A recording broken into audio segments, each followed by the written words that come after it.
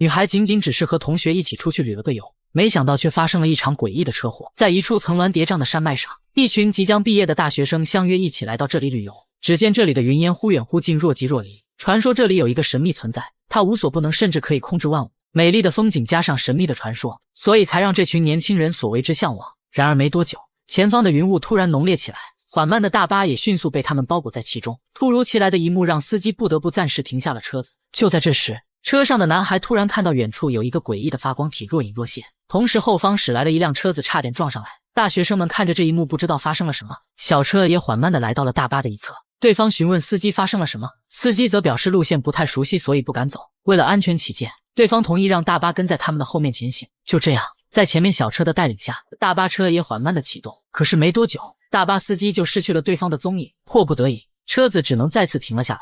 司机告诉学生们，这种情况下是无法开车的，他只能去前面先放个警示牌，等雾散了再走。而车里的人们也都发现，所有的手机竟然都没有信号。等司机走到前面不远处的地方时，突然那诡异的红色发光体再次亮起，一闪一闪的光芒吓得司机赶紧返回到了车里。他不敢告诉其他人自己看到了什么。而前方的那辆小车突然按响了喇叭，仿佛示意他们跟上。为了赶紧离开这里，司机只能在惊恐中带着众人前行。可是车子还没有行驶多远，后面的一个男孩突然表示，对方似乎是在警告我们。而在空中的视野下，几团黑色的影子正迅速地朝大巴飞奔而去。这突然出现的黑影吓得大巴司机猛打方向躲避，也就是这慌乱的操作迫使整辆车子猛地滚向了山下。强烈的翻滚撞击迅速让其解体，里面的人们纷纷露出了绝望的呐喊声。等一切安静下来以后，一个叫艾尔玛的女孩迷迷糊糊地醒了过来。只见救援队正在救援，跑过来的救援人员让她不要动，伴随着此起彼伏的呼喊声。等艾尔玛再次醒来，她已经到了医院里，一个自称是她母亲的女人安慰她不要怕，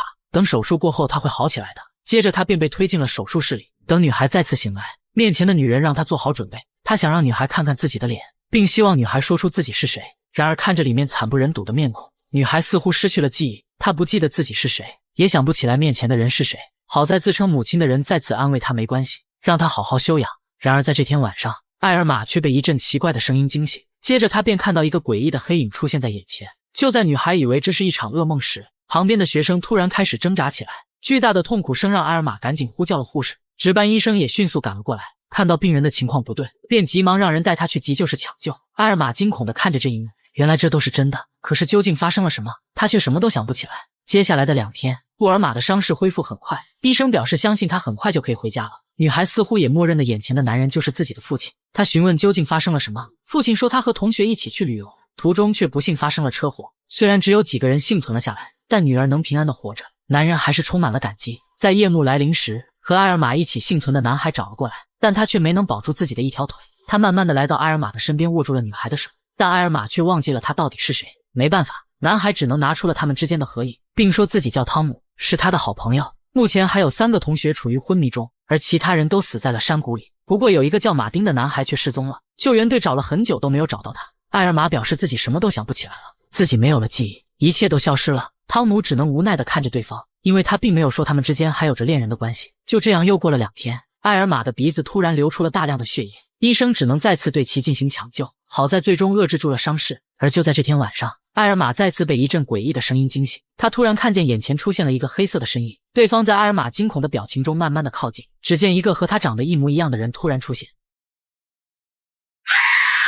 那莫名出现的黑色影子到底是什么？大难不死的他为何时常能看到一些神秘的黑影？此时伤势恢复不错的艾尔玛再次回到了家里，但眼前的一切为何那样的陌生？就在这时，家里的狗子热情地跑了下来，可是他闻了闻，却又突然转身离开，仿佛不再认识了主人一般。好在经过父母的开导和安排，艾尔玛总算稳定了下来。另一边，警方找到了汤姆这里，经过对其他死者的验尸报告发现，在车祸前竟然有很多人都曾服用过违禁品，而汤姆所说的雾里有黑色影子在移动。警方认为那或许是因为违禁品的作用产生了幻觉。尽管汤姆表示那一切都是真的，可是面对如此天方夜谭的说法，警方根本不会相信。在家里的艾尔玛为了和狗子能够熟络起来，他拿起一团红线准备和他玩耍一番，但狗子面对他扔过去的线团似乎有点无动于衷，不过好像又看到了什么，跑到旁边不停地叫唤起来。也就在这时，艾尔玛手中的红线突然被提了起来，一股不正常的力道传来，这让他只能松开了手。难道是父母扯走了线团吗？艾尔玛急忙走过去查看，可是却看到了诡异的一幕。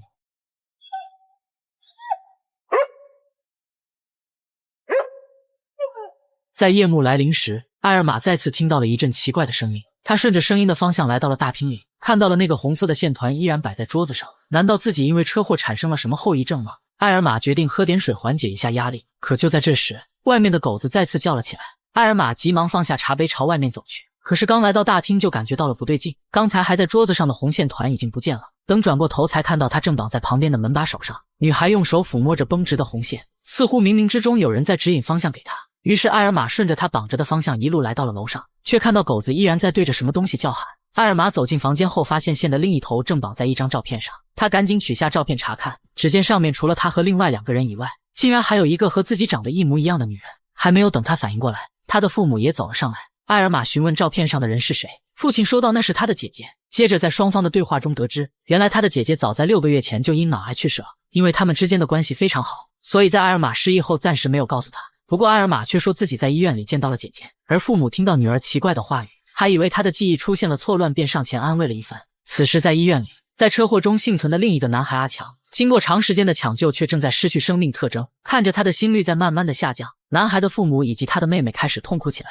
另一边，正躺在床上的汤姆突然听到了一阵奇怪的声音，他起来后便看到了极为诡异的一幕。只见他的手机自动开始拨号，一个和阿强长相一样的人似乎在向他求救。汤姆赶紧打开了灯，可是刚才的人影已经消失不见。与此同时，医院里的阿强突然诡异的抽搐起来，然后在其母亲震惊的表情下，他似乎再次活了过来。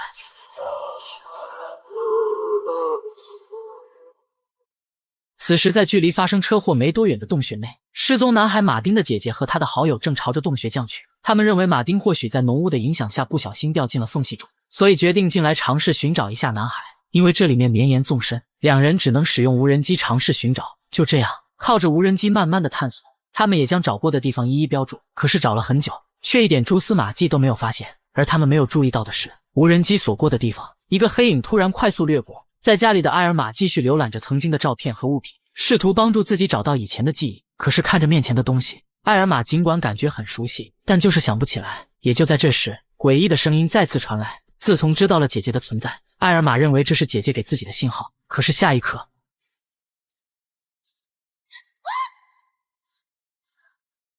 艾尔玛不明白姐姐这是什么意思。为了弄清楚对方想要表达的是什么，他用那团红线做了一个简易的通话装置，一头放在了自己的房间里，另一头放在了经常和姐姐待着的木屋里。等他把东西弄好以后，他开始对着空气喃喃地说道，如果姐姐现在想要和自己说话，可以尝试用这个通话装置试一下。看到并没有什么回应，艾尔玛便躺在了床上等待姐姐的回复。然而没多久，一阵滴答滴答的声音突然传来，艾尔玛赶紧走过去查看，发现正是那个通话用的小罐子。当他拿到耳朵上听时，却并没有任何声音传来。艾尔玛主动询问是不是姐姐在那里，可是依然没有任何答复。就在这时，旁边却再次出现了诡异的光芒，那瘆人的声音吓得艾尔玛直接拿起了旁边的刻刀。他感觉对方这一次似乎来者不善，而且不知道这到底是不是自己的姐姐，于是呼叫对方赶紧现身。可是他的手臂突然被控制了起来，接着便朝着自己的额头划过。在艾尔玛还没有反应过来时，对方猛地扑了过来。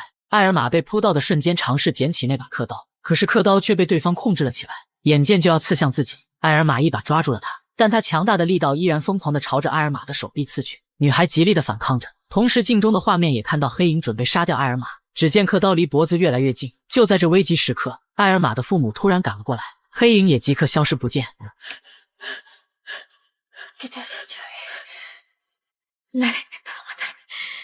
这绝对是今年最亮眼的一部超自然悬疑大作，前期它所有铺垫出的悬念，在后面全部会一一解答。如果想要看懂它，那么我们得先了解一下故事的起因。传说从史前年代开始，这处山脉内便藏着一个来自地狱的恶魔，他的名字叫做特利昂。虽然他无所不能，甚至可以操控万物，但却被强大的封印所束缚。假如想要召唤他，必须得收集5个动物骨架组成的雕刻品，然后用濒死之人的躯壳为载体，方能让其降临。传说他的身边还有5个亡灵随从，一直都在为主寻找合适的载体。而艾尔玛在发生车祸时所看到的黑色影子是否与此有关呢？为何那个像他姐姐的灵体想要杀死他？为了弄明白这究竟是怎么回事，他找到了同样在车祸中幸存的汤姆，试图从他这里得到一些信息。因为他和汤姆以及姐姐还有一位叫戴娃的女孩，4个人之前的关系似乎非常好，但因为汤姆在车祸时昏迷了，他也不知道当时具体发生了什么。于是艾尔玛想了解一些他们几人之前的信息，而且他也从家庭录像里发现了一件古怪的事，那就是姐姐小时候曾说自己可以看到一些神秘的存在，当时只是以为姐姐编造的故事，而如今自己也可以看到了。汤姆也随即说道，在阿强濒临死亡的那晚，他在家里看到了对方求助自己的灵魂，可是，一转眼对方就消失了。事后听说阿强当时在医院又活了过来，尽管这有点不可思议，但是汤姆却认为这有点不太对劲，而他也开始向艾尔玛讲述了他们几个人从前的经历。在很早之前，艾尔玛的双胞胎姐姐若拉就说自己能常常看到一些灵体，其他几个人比较好奇她长什么样子。若拉表示她类似于光线透过玻璃照进来的样子，而且看到她的时候，自己却感觉不到任何害怕。当时其他人只是认为她讲了个有趣的故事，所以并没有太在意。而且因为几个人之间的关系非常好，他们时常相约一起出去旅游。而就在那天晚上他们露营时，汤姆半夜被一阵声音吵醒，他起身便看到若拉在一边不停地对谁说着什么，好奇心驱使汤姆用手电照了过去。也就在那时，他也看到了若拉口中所说的灵体存在。汤姆表示他也问过若拉，但若拉似乎也不知道对方是谁。本以为这种事并不能影响他们平静的生活，可是若拉却突然得知自己患了绝症，他便开始搜集和寻找关于灵体的资料，想以此找到让自己活下去的力量。他们经常一起去一家图书馆，据说那里有很多关于这方面的书籍。馆主欧伊非常喜欢若拉，他也告诉了几人有这么一个传说，据说世上有一个六面镜，它可以帮助人们探索前世与未来。曾经很早的时候，有一个被选中的女人，人们称她为先知。为了预测未来的事，她时常进入里面。可是突然有一天，六面镜给了她一个可怕的提示，那就是有一些黑暗中的影子竟然能够不停地借助躯体长生。为了让他们的主人特利昂获得自由，他们一直不择手段地寻找合适的载体。得知这一切的先知害怕了，因为就连这个地方以后也会被毁灭。旁边的长老说道，只要他能接受命运，就能阻止这一切。然后将一枚符文戴在了女孩的脖子上。此人其实也就是现在的欧伊，但他并没有承认自己的身份，而且告诉众人，只要找到这个镜子，或许若拉便可以解决自身的麻烦。就这样，几个人踏上了寻找六面镜的旅途。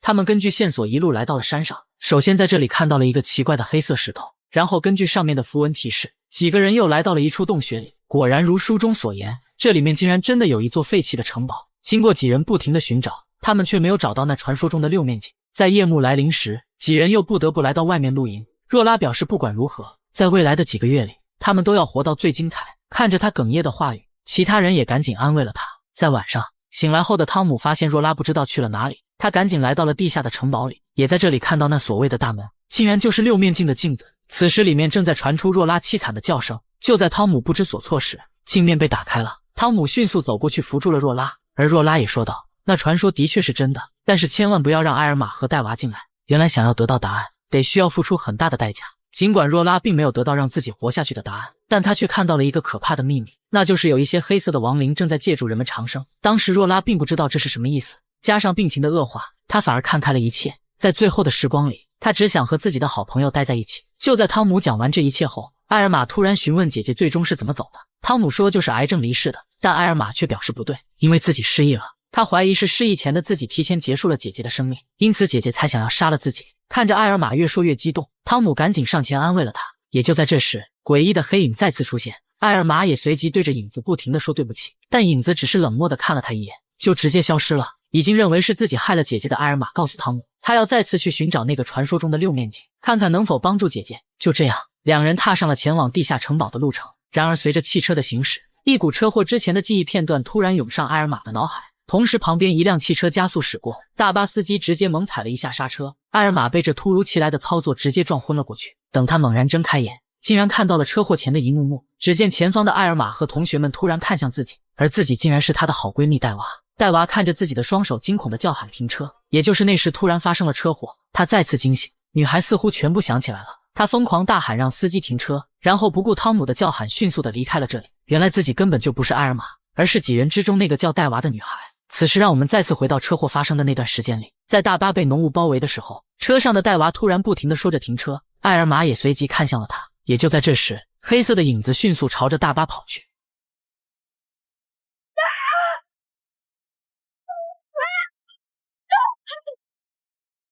就是这突然出现的一幕，让整辆大巴车朝着山下不停地翻滚。等一切都安静下来后，大部分人都死在了这场车祸里，而死者的灵魂直接被分离了身体。他们茫然地看着这一切，似乎不明白究竟是怎么回事。好在没多久，这些人逝去的亲人突然出现，对方似乎是过来接引他们的。一旁的埃尔玛挣扎了2下，灵魂也分离了出来。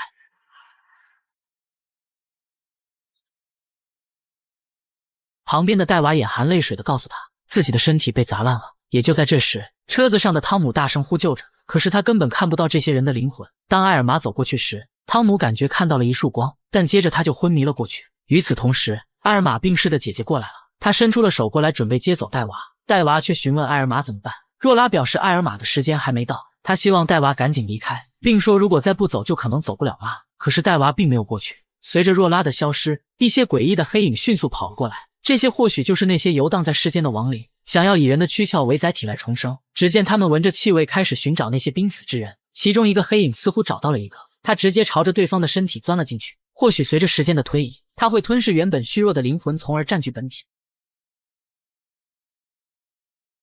显然这诡异的一幕惊住了艾尔玛和戴娃，看到越来越多的人被黑影寄生，两人被吓坏了。而那个叫马丁的男孩并没有死，他虽然看不到其他人的灵魂，但是却能看到这些诡异的黑影。当最后一个黑影朝着他追去时，男人开始慌不择路地逃跑，直至不小心掉进了裂缝中，而黑影也随即转移了目标，他看向了不远处的艾尔玛。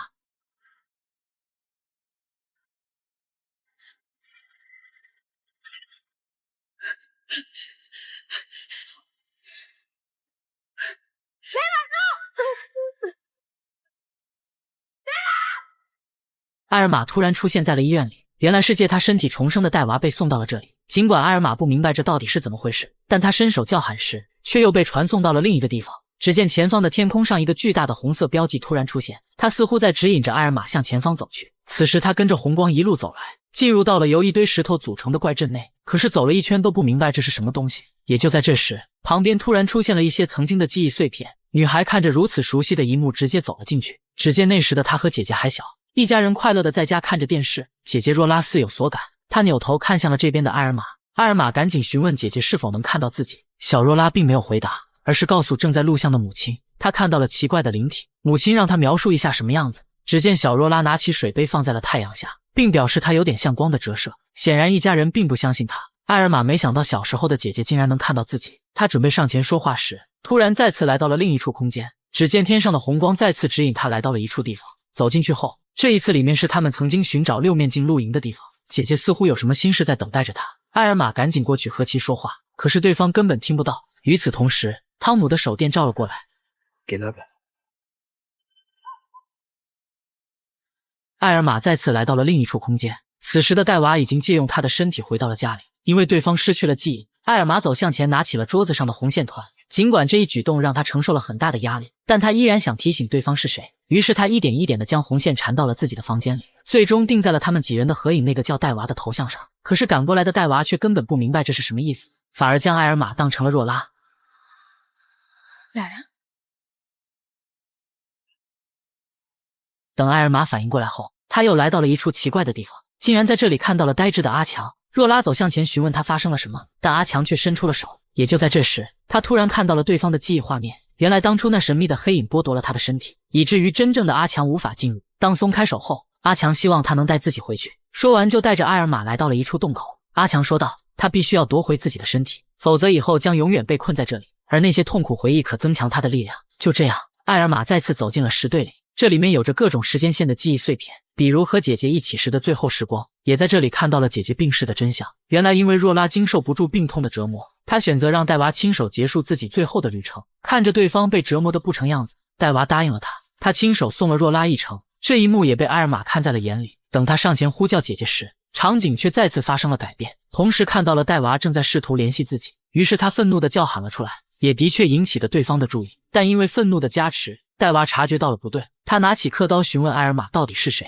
或许想要为姐姐报仇。艾尔玛用意念将阿强也召唤了过来，于是两人合作准备让他重新夺回身体。阿强先是攻击了对方，艾尔玛也趁其不注意扑了过去，然后将其狠狠按在了地上。看到对方还想要拿那把刻刀，阿强将刀子推给了艾尔玛。只见艾尔玛拿起刻刀直接抵住了戴娃的脖子，本打算替姐姐报仇，可是最终没有忍心下手。就这样，倒在地上的艾尔玛再次回到了石阵内。或许是曾经最好的闺蜜吧，她真的下不了手。就在艾尔玛准备离开这里时，她突然看到了未来的一幕。只见那时的戴娃竟然被一个男人袭击了。艾尔玛惊恐地看着这一幕，决定要帮助戴娃。就这样，他直接来到了那所木屋内，而对话用的红线还绑在这里。艾尔玛用力拉扯着红线，也的确引起了对方的注意。看到戴娃拿起了听筒，艾尔玛使出了全身的力量，说道：“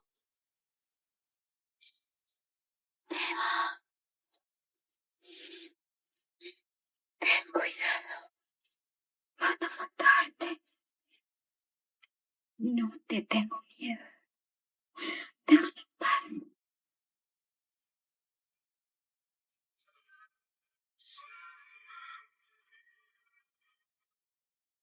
一场离奇的车祸改变了2个女孩的命运。本该逝去的女孩戴娃不小心夺走了闺蜜的躯壳，而不该离世的埃尔玛却成了游荡的孤魂。经过了一系列的寻找真相，此时的戴娃终于明白了自己到底是谁。但是如果把身体还给埃尔玛，那么自己也会消散于世间。因此戴娃犹豫了，她不知道该不该放弃这新的希望。独自一人的她回到了曾经的家里，她想将真相告诉亲生母亲，但是母亲却根本不相信她的话语。她亲眼看到戴娃的身体在车祸后尸首分离，而面前的女孩却仿佛带着嘲笑的意味说是自己的女儿。女人愤怒了，本就悲痛欲绝的心情再次被刺激，她对着戴娃大骂了一顿。不管戴娃如何解释，如何说出只有他们2人之间的秘密，女人都不相信，甚至到最后崩溃地打了她一巴掌。她说自己已经失去了女儿，为何还要来伤害自己？同时一个男人突然出现在这里，戴娃看到对方后，突然对着母亲说道，她不该再和这个男人在一起的。接着便怀着愤怒的心情离开了这里。也是这一刻，他做出了最终的决定。戴娃先是回到了埃尔玛的家里，找到了对方的父母，他把若拉去世之前的事讲了出来。或许自己提前结束了对方的生命，对于若拉的家人来说确实不公平。不过他并没有表明自己的身份，而是回到房间后将自己保存的视频发给了亲生母亲。是的，在家里看到的男人是他的继父，而这个男人却给戴娃带来了无尽的伤害。只见戴娃的母亲打开视频以后，里面先是戴娃弹吉他的画面，可是不一会他的继父就走了进来。接着在其母亲震惊的表情中，继父做出了禽兽不如的事，这也瞬间让母亲崩溃起来。没想到身边的男人竟然如此对待自己的女儿。只见他拿起剪刀找到了男人，然后就是一场愤怒的报复。此时的戴娃来到了小木屋里，他想让埃尔玛出来聊一聊，可是不管他怎么说，对方都没有现身。也就在这时，家里的狗子突然叫了起来，原来是继父找了过来。他以为是埃尔玛将视频发给了戴娃的母亲，因此拖着受伤的身体前来质问女孩，同时撒谎表示是戴娃故意操作了这一切，想以此拿走那部带有视频的手机。但他不知道的是，面前的女孩就是戴娃。戴娃愤怒地说道，他会将视频发给所有的人，甚至包括警方。也是这句话惹怒了男人，男人直接动起了手。他先是将戴娃摔在了地板上，然后狠狠掐住了对方的脖子。没多久，戴娃就失去了意识。赶过来的埃尔玛突然看到这一幕，他直接猛地上前推开了男人，而男人看到了这一幕后突然就懵了。当埃尔玛的力量用尽后，只见戴娃的灵魂再次显现，在男人惊恐的目光下，他愤怒地撞了过去。